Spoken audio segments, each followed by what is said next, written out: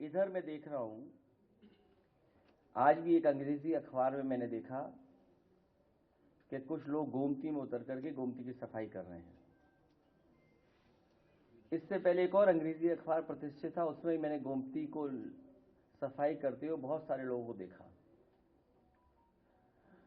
जिस विभाग के अंतर्गत ये चीजें आती हैं, सफाई, नदियों की सफाई, नदियों का साफ सुथरा होना, उनके मंत्री को भी हमने देखा था कि पानी में कूद गए थे, और वो नहीं, उनके साथ अधिकारी, इंजीनियर सब लोग घुस करके और सफाई का प्रयास किया था, लेकिन सफाई नहीं हुई।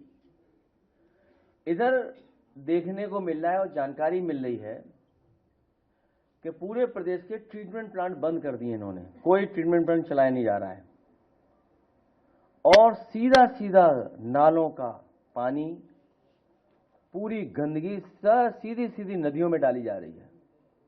और इसलिए डाली जा रही है कि जिससे जानकारी न मिले कि आखिरकार नाले साफ हुए कि नहीं हुए, नदियां साफ हुई कि नहीं हुई हैं। जो बरसात का पानी आ रहा है वो सब गंदगी को लेके निकल जाएगा और इन पर आरोप भी नहीं लगेगा। वो बात अलग है कि बुंदेलखंड की नदियों को इतना खोद दिया गया, इतना खोद दिया गया है, किसी जिले में चले जाएं, हर जिले में सड़क पर, खेत के किनारे टीले बने हुए हैं, टीले लगे हुए हैं, और ऊंचे ऊंचे टीले हैं। ऐसा लग रहा है कि कई पहाड़ बन करके आ गए हैं, एक एक महीने में पहाड़ बन गए, 2 महीने में पहाड़ बन गए। और उस बात में मैं नहीं जाना चाहता हूं, उस पहलू पर, क्योंकि हमें भी वही जरूरत पड़ेगी एक समय पर। अभी एक पार्टी के नेता ने आरोप लगाया है कि उसके खिलाफ 1700 करोड़ की वजह से साजिश हो रही है। तो वही 1700 करोड़ जो हैं, उसकी वजह से टीला ही नहीं दिख रहा किसी को, टीले कहीं दिखाई नहीं दे रहे किसी को। और इटावा में एक अधिकारी का ट्रांसफर हुआ, 80 मीटर ऊंचा पहाड़ लेके चला गया संघ अपने, गोरखपुर के करीब 80 मीटर ऊंचा पहाड़, अब वो है ही नहीं। अधिकारी ट्रांसफर हुआ, उसके साथ लगता है वो पहाड़ भी उधर ही चला गया, गोरखपुर की तरफ।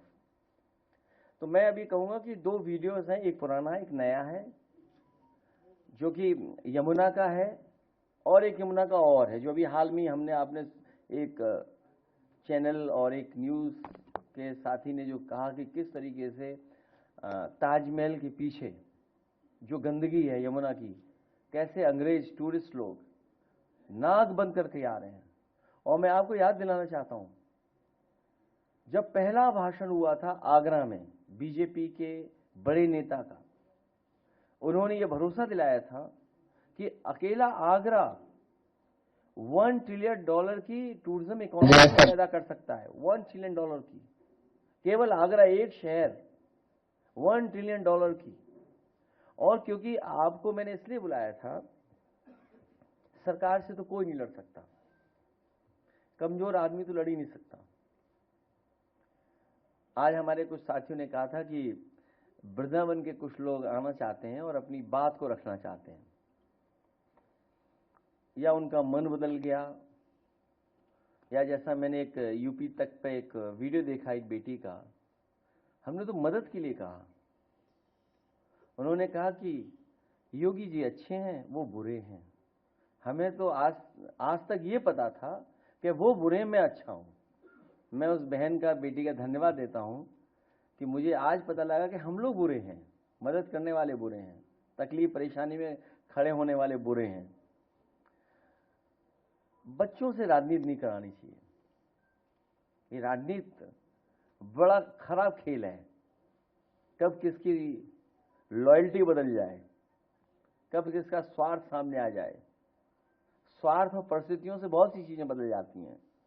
तो मेरा सरकार से केवल यही निवेदन है, आईएएस अधिकारी, जिलाधिकारी गोरखपुर या और उन लोगों से, कि ये सियासत का खेल बड़े लोगों का है, इसमें बच्चों को नहीं डालना चाहिए। अब मैं भी चाहूंगा कि 2 हफ्ते 3 हफ्ते की छुट्टी ले लूं, थोड़ा अपने आप को ठीक करके तब फिर आप लोगों से मिलूंगा। अभी तो हम ही बुरे हैं, जब अच्छे हो जाएंगे तो फिर मिलेंगे आपसे। इसलिए फिलहाल गंदगी देखिए गोमती और यमुना की।